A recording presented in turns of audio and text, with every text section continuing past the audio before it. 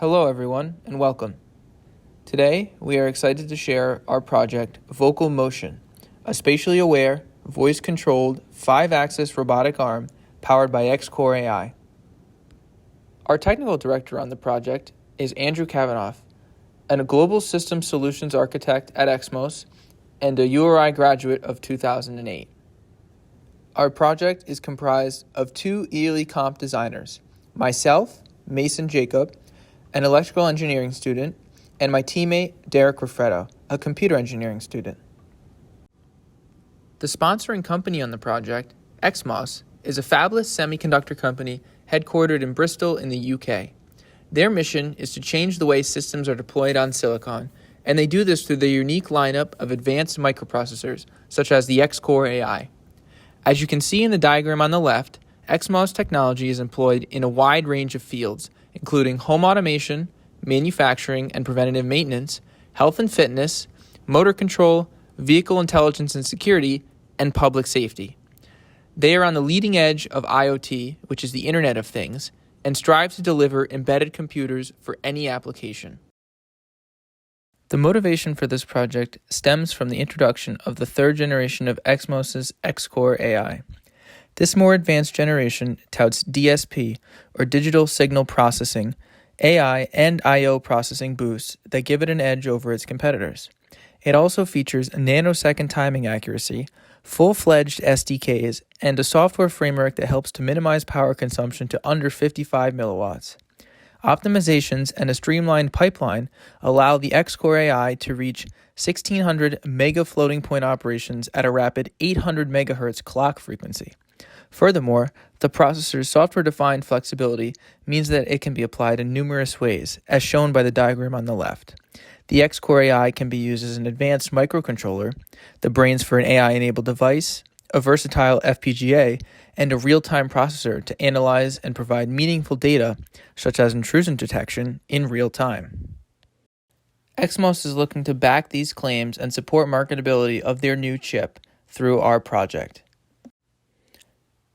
As such, we were tasked with creating an elegant demonstration of the chip's capabilities. This open-ended problem allowed us to focus our efforts on a project we thought would do this best. We decided on a voice-controlled, spatially aware robotic arm. We will utilize the BCN3D Moveo, which is an open-source robotic arm with 5 degrees of freedom and is low cost because it is 3D printed, that will act on a wake word or other voice commands in real time. We will create a custom modular PCB that can be used by future projects for stepper motor control or other generic motor control with an XMOS X-Core AI. And furthermore, we will create a software framework for image recognition with the XMOS X-Core AI chip to use for robot path planning, image recognition or object detection, and real-time interaction with the environment. The following is a block diagram of our proposed system. On the left, we have our inputs that will be used to make decisions, such as our microphone for voice commands and our camera for image and object detection. We have our power supply circuitry, which will provide the necessary voltages needed to run the system. And then on our PCB, we will have 2 dual X-Core AI 60-pin packages doing all the voice recognition, image recognition, and kinematic/path planning calculations. Then, on our modular side of the PCB, we have a drivetrain where you can select the type of stepper motor driver you would like to use following a common footprint, which can be changed out to your needs or specifications. Finally, this PCB will output the required signals and voltages to our stepper motors and servo motor that we'll be using to control and run the arm. This project has the potential to make a great economic impact on both voice-controlled electronics and the XMOS company and industry in general. In voice-controlled electronics, our modular PC design will allow other users to create different systems to drive motors or other peripherals with voice control. Our PCB will also provide a framework for image recognition with an XMOS chip through our camera inputs that will be provided on the board. In terms of company and industry, our demonstration of the X-Core AI and its capabilities will help XMOS's marketing efforts as complete robotic arm control with a microprocessor-sized chip and power consumption is an adequate demonstration of cutting-edge technology in multiple industries. I will now summarize the team's technical accomplishments to date. On the software side, we have successfully learned how to use the XMOS Voice SDK as well as the XSIM tool to simulate running code on the chip. We also developed an SDK dev container to facilitate easy distribution of the tools necessary to develop as a team.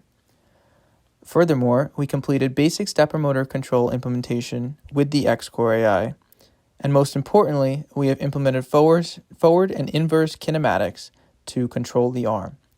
On the hardware side, we have completed printing of the components, sourcing all the other components, and assembling the arm, as well as all the circuitry required to control the motors on the arm and make the arm move. The following video shows the work that we achieved throughout the semester. As you can see, we have fully assembled the BCN3D Moveo robotic arm and are moving 3 of the top joints simultaneously.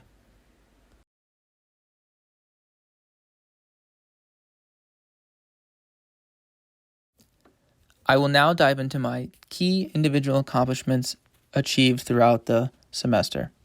Firstly, I took a lead role in developing the dev container with Docker for the XMOS platform to facilitate development as a team. As you can see in the diagram, a dev container works by isolating the required packages needed to run code in a container, a sort of virtual environment that allows for running code on any device or system without having to install the necessary supplementary software. This is important because in the case of developing for XMOS, the XMOS XTC toolchain as well as the SDK are kind of difficult to install on an individual computer. To facilitate development, a dev container was created to isolate these components and allow each team member to quickly get up and running with the software necessary for development. Furthermore, I also worked with the motor control using the X-Core AI. I set up the basic circuitry needed, as you can see on the left, to control a single stepper motor with an analog stepper driver. We have the X-Core development kit in the bottom left, a level shifter to shift the voltage from 1.8 volts to 5 volts to control the analog stepper motor driver, which is right to the right of the level shifter. And finally, we have the stepper motor driver all the way to the right in the middle. I also took a lead on sourcing all the components and printing all the printable components for the arm, as well as assembly. And you can see my completed work in the photo on the right. My future developments that will be accomplished next semester include taking the dev board circuitry that I designed and implementing it as a PCB. As you can see, it will look something similar to the XMOS development kit on the left here.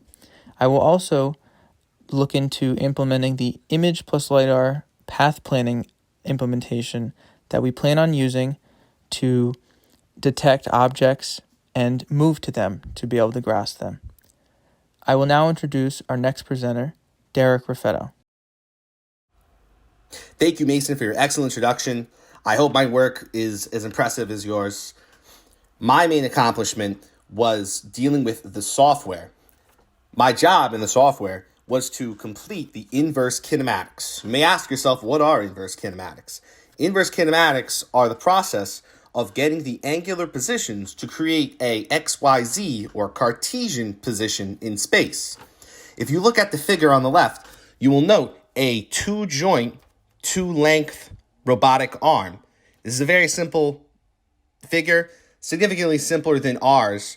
However, it's very beneficial to explain. So what I want you to imagine, we have the red length.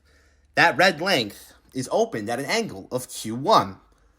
Thus, we can represent its X contribution and Y contribution simply as cosine Q1 times the length for the X and sine times Q1 for the Y. For the green section, what I want you to imagine is that this green section is moved to the origin.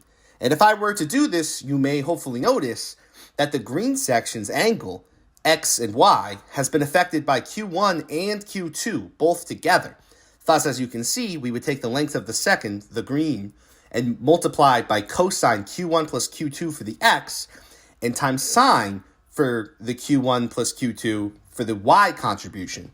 And on the right, you'll see a very simple figure for polar coordinates. My example on the left is in 2D. However, our example is three-dimensional. Thus, this same geometrical representation of the X, Y, Z contributions due to the angles would be transcribed into 3 dimensions using polar coordinates as our basis. My future accomplishments will mostly be focused on the software side of the project. First and foremost, I must finish the voice control integration, which is getting the language model integrated with our kinematics to push it to a specific position in space. Second, I will assist Mason in the electronic side with the MIPI, which is what we will be using to upload the camera data onto our board. Thirdly, I will need to have our image recognition model integrated with the rest of our system. I'll have to find a suitable model and make sure that it works exactly how we intend to have the image recognition we hope to have for the arm. And lastly, I'll have to integrate everything, including the voice control, kinematics, and the image recognition to create our seamless image voice-activated robotic arm. Lastly, I will visit the team remaining challenges. First, with our lowest confidence, as it will most likely be the most difficult aspect of our project, is the camera and image recognition. Imaging models shouldn't be too complicated. However, using our camera may prove very difficult, as we have never used MIPI, the serial communication used for cameras.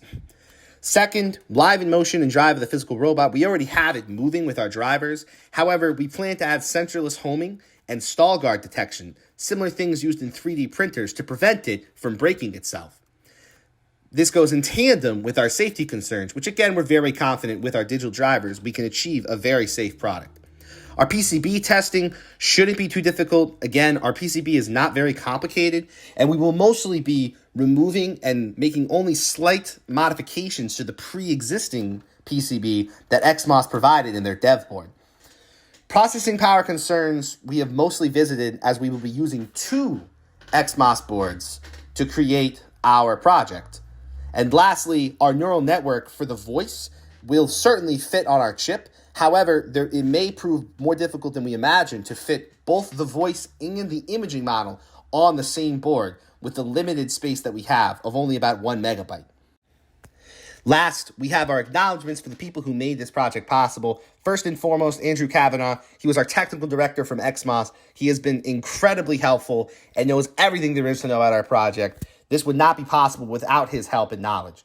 Brendan Smerbeck has also been incredibly helpful in the finance and debugging aspect of our project, as he is very knowledgeable on the subject of the microcontroller style that we have.